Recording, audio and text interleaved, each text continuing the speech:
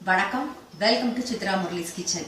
இன்னைக்கு நம்ம வந்து கேரட் கீர் எப்படி பண்றதுன்னு பார்க்க போறோம். அதுக்கு என்னென்னங்கிறது சொல்லிடுறேன். நான் வந்து கேரட் வந்து 1/4 கிலோ, அதாவது 250 கிராம் கேரட் எடுத்துட்டு இருக்கேன்.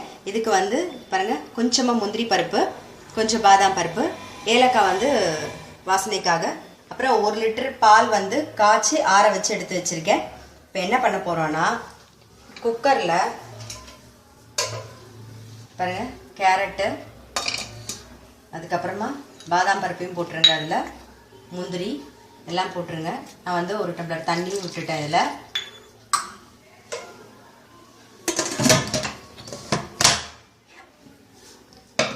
நல்லா ஹை ஃப்ளேமில் ஒரு 2-3 விசில் விட்டு எடுத்துருங்க.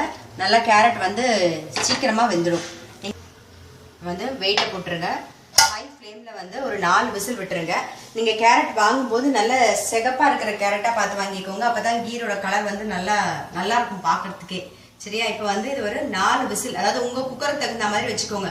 எந்த காயுமே வந்து நீங்கள் ஹை ஃப்ளேமில் 2-3 விசில் விட்டிங்கன்னான்னு சொல்லி தண்ணி விட்டுட்டு ஒரு 2-3 விசில் விட்டிங்கனாலே நல்லா வெந்துடும். நம்ம வெயிட் பண்ணலாம் அது வரைக்கும்.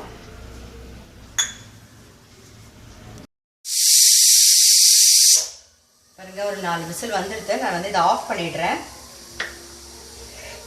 ஆஃப் பண்ணிட்டு உடனே நீங்க என்ன பண்ணுங்க, ப்ரெஷரை வந்து ரிலீஸ் பண்ணிடுங்க.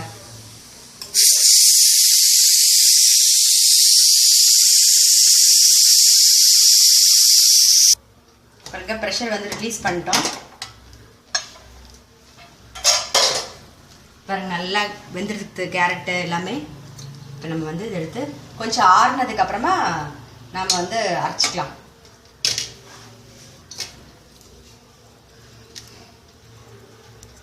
இப்போ ஆறெடுத்து நம்ம வந்து மிக்ஸி ஜாரில் வந்து ட்ரான்ஸ்ஃபர் பண்ணிடுவோம். இதில் வந்து கொஞ்சமாக பாலை விட்டு அரைச்சிக்கலாம், கொஞ்சம் அப்போ தான் நைஸாக அரைப்படும்.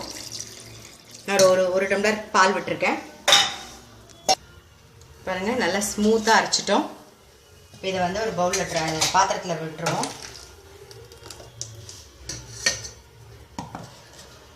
இப்போ இதுக்கு என்ன பண்ண போறோம்னா, நம்ம வந்து வேணுங்கிற அளவு சக்கரை, அதாவது உங்களுக்கு எந்த அளவு ஸ்வீட் வேணுமோ அந்த அளவுக்கு சக்கரை போட்டுக்கோங்க.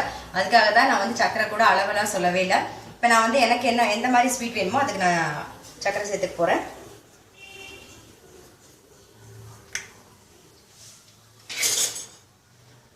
அப்புறம் கொஞ்சம் பால், தேவையான அளவு பால் விட்டுக்கோங்க.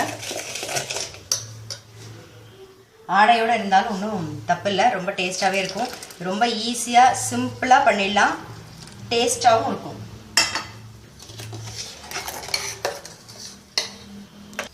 இப்போ வந்து ஏலக்காய் சேர்த்துக்கலாம். நீங்கள் வந்து கேரட்டோட கூட சேர்த்து இந்த ஏலக்காயை சேர்த்து அப்படியே ஒரு மிக்சியில் ஒரு அரை அரைச்சிடலாம். பாருங்க, நல்லா மிக்ஸ் பண்ணியாச்சு. ரொம்ப சீக்கிரமாக நிமிஷமாக ரெடி ஆகிடுங்க, ரொம்ப ஈஸி. இப்போ நம்மளுடைய கேரட் கீர் வந்து ரெடி ஆகிடுது. பாருங்க, ரொம்ப ஈஸியாக சிம்பிளாக கேரட் கீர் எப்படி பண்ணுறதுன்னு பார்த்துருப்பீங்க. இதை வந்து பண்ணிவிட்டு நீங்கள் வந்து ஃப்ரிட்ஜில் வச்சுட்டு கூல் பண்ணிவிட்டு குடிங்க, ரொம்ப நல்லா டேஸ்ட்டாக இருக்கும். ரொம்ப ஈஸியானதும் கூட. உங்கள் வீட்டில் ட்ரை பண்ணி பாருங்கள். ட்ரை பண்ணி பார்த்துட்டு உங்கள் லைக்ஸும் கமெண்ட்ஸும் எங்களுக்கு போஸ்ட் பண்ணுங்கள்.